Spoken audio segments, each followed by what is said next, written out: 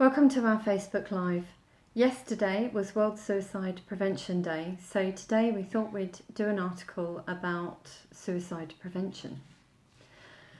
According to the World Health Organization, WHO for short, around 8,000 people die due to suicide every year, and that's about one person every 40 seconds, which is really shocking statistics. And with statistics like that, the likelihood that you watching us today know a family friend, a family member, a colleague that's either committed suicide or is thinking of committing suicide is quite high. So we wanted to give you a perspective of just some really simple ideas that might make a difference to you, whichever side of that particular fence you're sitting on. It's such a morbid topic, yet is. it's something that's not practical but realistic that we need to look at, because the stresses that we experience in our daily lives today, personal and work, has an impact on us. And from a mental health perspective, sometimes you find yourself go through a dip. Yep. And you don't even realize you're in that dip.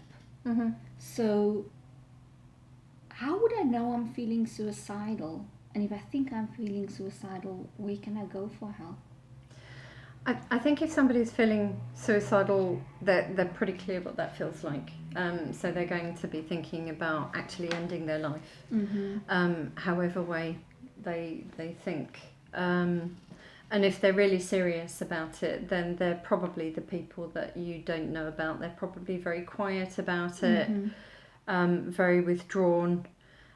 You also get a lot of people threatening suicide, which is an equally valid state of mind of a mental health issue, but that person's actually not really wanting to commit suicide. They're actually screaming for help. So for both of those sides of the coin, it's a really distressing place to feel. It means that person really feels at the end of their tether. They don't know where to turn to, and so it's really, really key that that you get some support on that. A really good resource. So we're going to add this link onto the Facebook Live video. So this is information from the International Association for Suicide Prevention. As I say, we'll give you this particular link, but that website, there's lots and lots and lots of advice. But the key thing is to actually go and talk to somebody, recognise where you're at, that you need help. And it doesn't matter whether it's a family member, a friend, go to your GP, go to your local mental health charity. Just, it's important to take the first step, and whatever the problem is, find someone that can help you overcome it. So that's really, really critical if you're feeling in that awful, awful place. And unfortunately, a lot of people still manage it. My cousin was one of those, unfortunately, about 20 years ago, just felt that his life was not worth living, and he took his own life. It's not just the impact on the person that's feeling like that. It's supporting and helping the families of people that have committed suicide. It is absolutely tragic, and it affects everybody. I guess there's no closure, is there? Because you sit there and you question why. And could I have done something? And what could I have done? You mentioned earlier on, there are people that would say, I'm going to commit suicide, and they're crying out for help. And those individuals are crying out for help, so the signs are there. But it's sometimes those people that you didn't expect it from, and it comes just as a major shock. So how would I recognize signs, even though some of them are not obvious? What are the things I need to look for? What you're looking for is changes in behaviour. So somebody suddenly perhaps gets really withdrawn, that suddenly is absent a lot. So if you're in a work environment, if somebody's away from work a lot, suddenly the behaviour changes, suddenly they perhaps go really into themselves, they're not really communicating with everybody or anybody. That's the most difficult one to spot, because you're not necessarily knowing the person as much.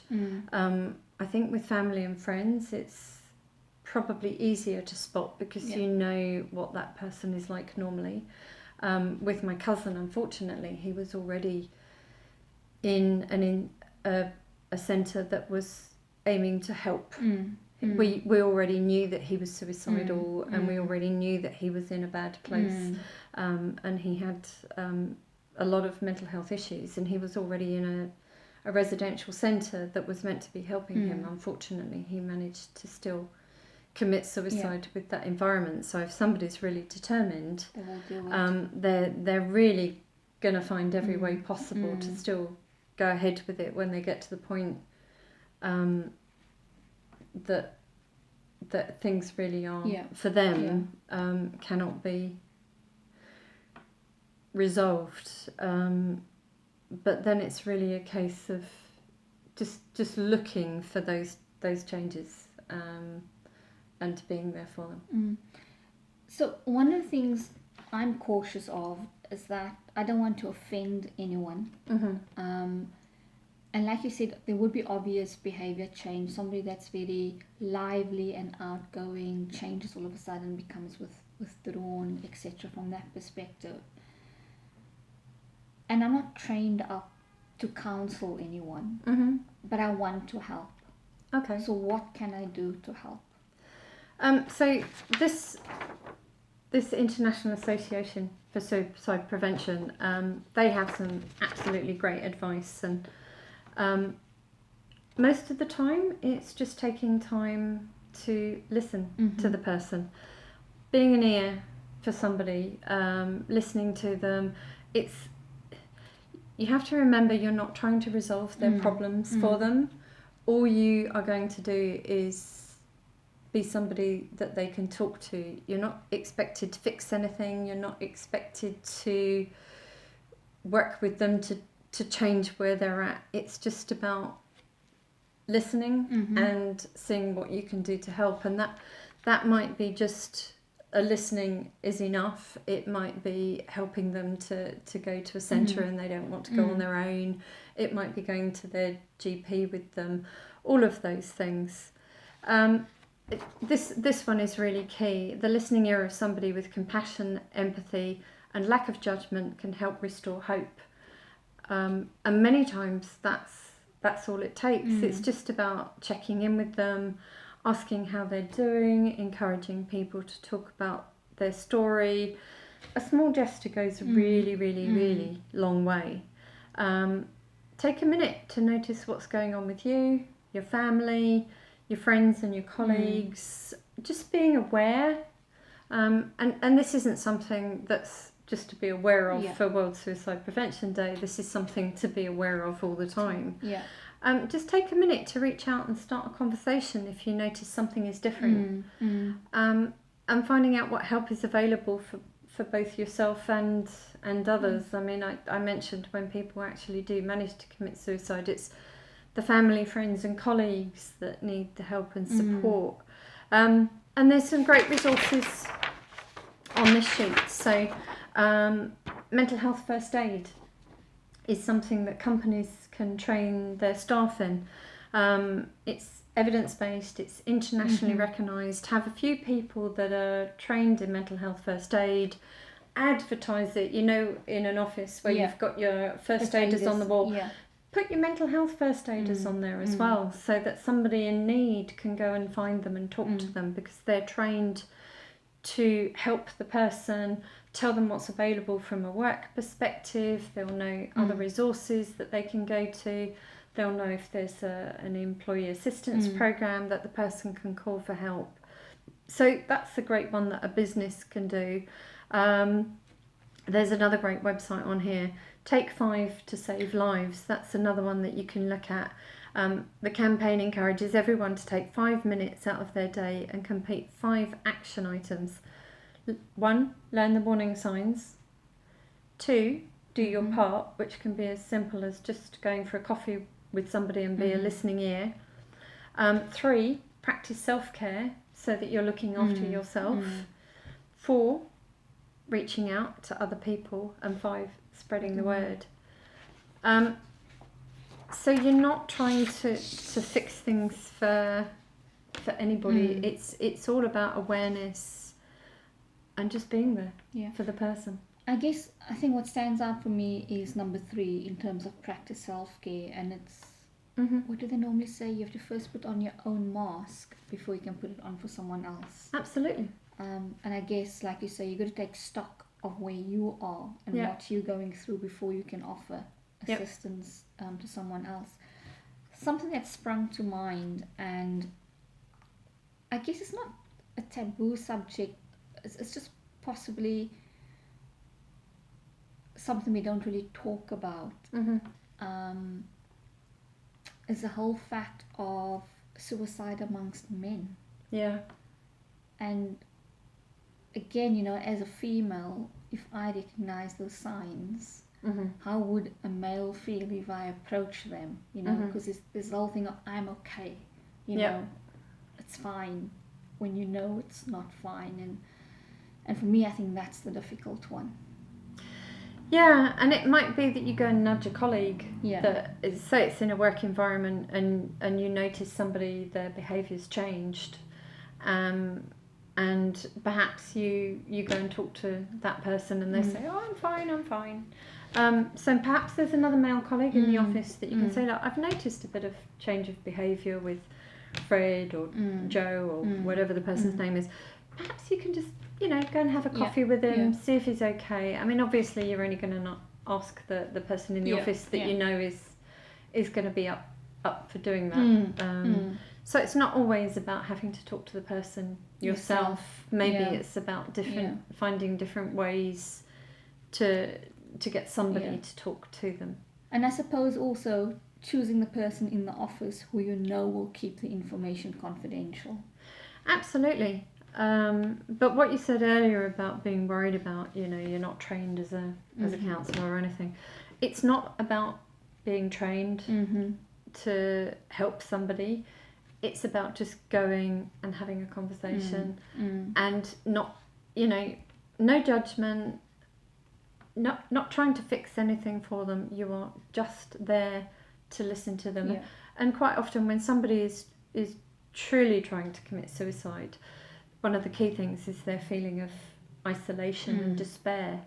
And just a minute to go and start a conversation can be the pivotal thing that actually makes them feel that they have hope, that they're cared about, that people do have an interest in them, and that can make such a difference. Do you know something that you just said now triggered something I was watching the other evening? I love 24 Hours in A&E.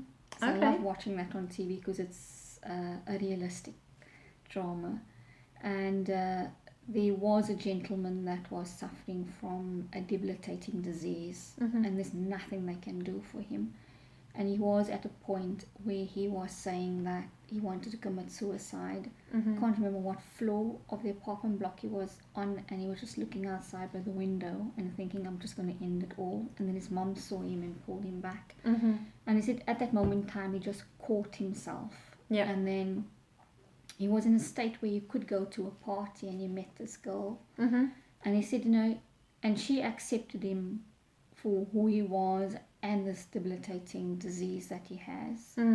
And that changed things for him. And he said if it wasn't for her, he doesn't think he would be here today. And that was like 9 months ago. So it's true what you say, in terms of you don't realize it, but it's just that one switch could just change a person's perspective whether they want to be here or not.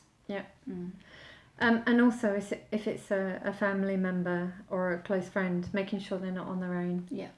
If you really feel that they are serious about committing suicide, making sure that there's always somebody to spend time with them, that they're not left on their own, and that you're making sure that they're getting the right help, that they're going to talk to their GP or they're approaching professional services elsewhere, and just being with them and helping them through that. Yeah. So it's a morbid topic, but I guess something we need to talk about and focus on, because it's so important we bring it to attention of everyone. Absolutely, and like the campaign says, take a minute.